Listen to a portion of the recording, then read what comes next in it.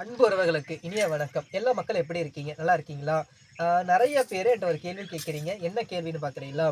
சாமி உங்களுக்கு இந்த அளவுக்கு வளர்ச்சியா நின்னு, இந்த அளவுக்கு உங்களை வளர்த்து விட்டு, ஆன்மீகத்தில இந்த ஒரு பெயரோட, இன்னைக்கு இந்த அளவுக்கு அம்மையோட அனுகிரகத்தால இருக்கீங்களே, இதுக்கு பின்னாடி யார் காரணம்? இதுக்கு பின்னாடி யார் இருக்காங்க? அப்படின்னு நெறைய பேர் என்ட்ட கேட்டுருக்கீங்க. இந்த வீடியோல உங்களுக்கு நான் முழுசா உங்களுக்கு தெரியப்படுத்துறேன். யாருன்னு பார்க்குறீங்களா? தென் மாவட்டத்துல இருக்கக்கூடிய நெல்லை தவ புதல்வன் ஐயா, எனக்கு உயிருக்கு மேலான என்னோட குருநாதன் மட்டுமல்லாமல், எனக்கு தாய், தந்தை எல்லாமே இன்னைக்கு எனக்கு ஒரு வழிகாட்டியா நின்னு வழிநடத்தி குடுத்த என்னோட சண்முக சுந்தரம் ஐயா அவர்கள் தான் இந்த அளவுக்கு எனக்கு வளர்ச்சிக்கு காரணம். இன்னைக்கு அந்த சூராணிக்கர கோவில், அவர் வச்சிருக்க கோயிலு. அந்த சூராணிக்கர கோயில் மிகப்பெரிய கோயிலு. நாகக்கன்னியம்மோட அனுகிரகம், அங்க இருக்கக்கூடிய காந்தாரியம்மோட அருளு, அதனால எனக்கு ரொம்ப புடிச்ச இடம் அங்க தான். நான் குரு தீட்சை எடுத்த இடமும் அதுதான். என்னை படிக்க வச்சது அவர் தான். இன்னைக்கு இந்த அளவுக்கு ஆளாக்கி விட்டவரும் அவர் தான். இன்னைக்கு கொடுங்கலூர் அம்மைங்கிற ஒரு கோயிலுக்கு போய் என்னை இந்த அளவுக்கு அம்மையோட வழிபாட்டுல நீங்க உட்கார வச்சு, நல்ல ஒரு மாற்றத்தோட என்ன மாத்தி குடுத்தவர் அவரு தான்.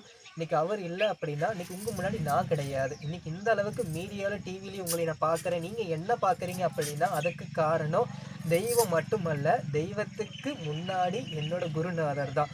ஒரு பழமொழி சொல்லுவாங்க. எப்படின்னா, தெய்வங்கள் வந்து நேர்ல வந்து வரம் குடுக்காது. யாரோ ஒரு குரு மூலியமா தான் நம்மளுக்கு இந்த அளவுக்கு நம்மளுக்கு வழிகாட்டும் அப்படின்னு சொல்லுவாங்க. அந்த மாரி தான் எனக்கு நான் பார்த்த என்னோட தெய்வம், என்னோட குருநாதர் ஐயா சண்முக சுந்தரம் ஐயா அவர் தான். நெல்லை தவ புதல்வன். அவரு போல யாருமே கிடையாது. இலகுன குணம், பாசமான குணம்.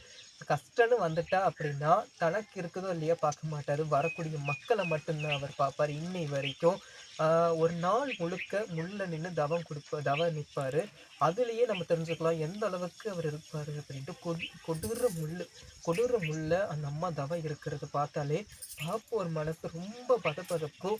எங்கேயுமே காணாத காட்சி. இதுவரைக்கும் யாருமே பண்ணாத விஷயம் எல்லாம் பண்ணியிருப்பாங்க. ஆனா கள்ளி முள்ளு மேல படுத்து அவர் அந்த முள்ளுக்குள்ள வச்சு கட்டி ஒரு நாள் முழுக்க தவம் இருப்பாரு அந்த முள்ளுக்குள்ள. ஆடி அமாவாசை அன்னைக்கு அந்த பூஜையில பார்த்தா கண்ணு கலங்காத கண்ணும் கிடையாது. நம்மளுக்கு என்னென்ன குறை இருக்கோ எல்லாமே அந்த அம்மா எப்படி வெளிய வராளோ, அதுபடி நம்மளுக்கு மாத்தி குடுத்துருவா. அதே மாரி அங்க இருக்கிற தெய்வத்தோட அனுகிரகம், தெய்வத்தோட துடி எல்லாமே எனக்கு இன்னி வரைக்கும் மனசுக்குள்ளேயே நிக்கும். என்னதான் நான் பிரிஞ்சு வந்திருந்தாலும், இன்னை வரைக்கும் அம்மா வாசல்ல போகணும்னு எனக்கு அந்த கோயிலுக்கு நான் போய் வந்துட்டு தான் இருப்பேன். ஏன் நான் சொல்றேன்னா, என்ன வளர்த்து விட்ட குரு, என்னோட உயிருக்கு மேலான என்னோட அங்க இருக்கிற தெய்வங்கள் நாகக்கன்னியம்மன், காந்தாரியம்மன், இசக்கியம்மன், பேச்சியம்மன், காளியம்மன், சுடலமாடன், கருப்பன் இந்த மாரி ஏகப்பட்ட வனதேவதைகள், ஏகப்பட்ட ஐயமார்கள் எல்லாருமே அங்க இருக்காங்க. அது இல்லாம அங்க இருக்கிற மக்களோட அன்பு, பாசம் இன்னி வரைக்கும் என் கண்ணுக்குள்ளயே இருக்கு. நீங்களும் போங்க நல்ல ஒரு மாற்றம் கிடைக்கும். குடும்பத்துல பிரச்சனை எதுவா இருந்தாலும் கண்டிப்பா நம்ம மாத்தி குடுப்பா. அவர் மட்டும் அல்லாம சக்தி தேவி பக்தர்கள் எல்லா சக்தி தேவி பக்தர்களுமே எனக்கு உதவி பண்ணியிருக்காங்க. ரொம்ப சந்தோஷமா இருக்கு. அதே மாரியே நம்ப கோயம்புத்தூர்ல இருக்கக்கூடிய ஆதி பராசக்தி அம்மா அவர்களும், அது இல்லாம நம்ம கோயம்புத்தூர் பக்கத்துல இருக்க அங்காள பரமேஸ்வரி அம்மாவும், ஓம் சக்தி வழிபாட்டுல இருக்கக்கூடிய அந்த அம்மாவும், அவைங்க பேர் நான் மென்ஷன் பண்ணல. அவைங்க கூடிய சீக்கிரத்துல நான் அவைங்கள பத்தி நான் தெரியப்படுத்துறேன். திருவிழாக்கு வருவாங்க. பேர் மென்ஷன் பண்றதா இல்லையா, நேர்லயே உங்களுக்கு காட்டிக் கொடுக்குறேன். கண்டிப்பா எல்லா மக்களோட ஒத்துழைப்பால மட்டும் இல்லாம, அது இல்லாம கிருஷ்ணகிரியில இருக்கக்கூடிய காட்டாகரம்மா அவைங்களோட சப்போர்ட்டும் இருக்கு. கண்டிப்பா அந்த அம்மாவோட இன்னைக்கு நம்ம கோயிலுக்கு வர மாரி இருக்காங்க. நல்ல ஒரு மாற்றத்தோட, நல்ல ஒரு பேரோட வரும். குழப்பம் வேண்டாம். என்னைக்குமே குலதெய்வத்த மறந்தாலும் குருவை மறவாதே அப்படின்னு ஒரு பழமொழி இருக்கு. கண்டிப்பா என் குரு எனக்கு குலதெய்வம் தான். இன்னைக்கு நான் தெய்வத்த பார்த்தனோ இல்லையோ, என் குரு மூலியமா தான் என் தெய்வத்த நான் பார்க்குறேன். ரொம்ப சந்தோஷமா இருக்கு. இன்னைக்கு அவரால மட்டும் தான் இந்த அளவுக்கு நான் உசந்து நிக்கிறேன்.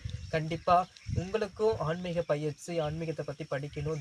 ஆன்மீக அப்படின்னா மாய மந்திரங்கள் கிடையாது. முழுக்க தெய்வத்தோட அனுகிரகம், தெய்வத்தோட அருள்வாக்கு மட்டும்தான். மொறப்படி கத்துக்கணும் அப்படி நீங்க நினைச்சீங்க அப்படின்னா, நம்ம சூராணிக்கரை நாகக்கன்னியம்மன் கோவில்னு வாட்ஸ்அப்ல அடிச்சு பாருங்க. கண்டிப்பா ஐயாவோட நம்பர் வந்துரும். நீங்க அதை கான்டாக்ட் பண்ணி அவிங்க கோயிலுக்கு நீங்க போகலாம். அதே மாரி உங்க குடும்பத்துல பிரச்சனை, வஞ்சக சனி பிரச்சனை அப்படின்னா, அந்த நாகக்கன்னியம்மன ஒரு முறை நீங்க போய் பார்த்துட்டு வாங்களேன். நல்ல ஒரு மாற்றம் கிடைக்கும். நான் ஜாமீன் தரேன். நான் உங்களுக்கு ஜாமீன் தரேன். அந்த நாகக்கன்னியம்மன பார்த்தீங்க அப்படின்னா, எந்த பிரச்சனையா இருந்தாலும் உங்களுக்கு முடிவு வந்துரும். மாறாத முடிவு கிடையாது. நகத்தால மாத்த முடியாத விஷயங்களும் கிடையாது. காலால மாத்த முடியாத விஷயங்களும் கிடையாது.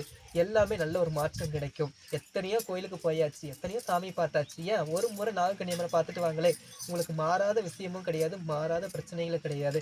ஏன் உதாரணத்துக்கு என்ன எடுத்துக்கோங்க. என்னோட பழைய வீடியோ பார்த்தீங்க அப்படின்னா, நானும் கஷ்டப்பட்டு வந்தவன் தான். அடிபட்டு, மிதிப்பட்டு இன்னைக்கு உட்கார்ந்திருந்தவன் தான். ஆனா இன்னைக்கு இந்த அளவுக்கு பேரோட உட்கார்ந்திருக்கேன் அப்படின்னா, அந்த நாகக்கன்னியம்மோட அருள், நாகக்கன்னியம்மைய பார்வையில மட்டும்தான். அதுக்கு மேல அங்க இருக்கிற சண்முக சுந்தர ஐயாவோட குணமும், அவரு காட்டின பாசம், அன்பு, அக்கறை, ஏன்னா ஒரு வழிகாட்டியா நின்னு எனக்கு வழிகாட்டினவரோட பாசம் தான். கண்டிப்பா நீங்களும் போங்க. உங்களையும் நல்ல ஒரு மாற்றத்த, நல்ல ஒரு பேரோட வசத்தி குடுப்பா. கண்டிப்பா நல்ல ஒரு மாற்றம் கிடைக்கும். கண்டிப்பா நீங்களும் போங்க. அடுத்து இன்னைக்கு நம்ம எத்தனையோ கோயிலு, எத்தனையோ தெய்வங்கள், எத்தனையோ நிம்மதி பார்த்துருக்கோம். ஆனா அந்த கோயிலுக்கு போனீங்க அப்படின்னா, ஒரு தாயும் பிள்ளையும் போல தான் இருக்கும். நீங்க போனீங்கன்னா வெளிய வரக்கு மனசு இருக்காது. அம்மா வீட்டுக்கு போனா எப்படி? பிள்ளைய வெளிய வர முடியுமா?